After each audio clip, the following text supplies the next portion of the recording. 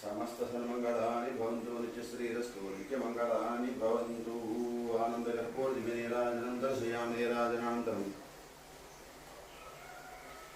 शुद्धाचमनीयं समर्पयामि तेजो नीराजनं चक्षुः शिरसि धारया हर नमः पार्वती सुतये हर हर महादेव हर तेजो नीराजनं चक्षुः शिरसि धारया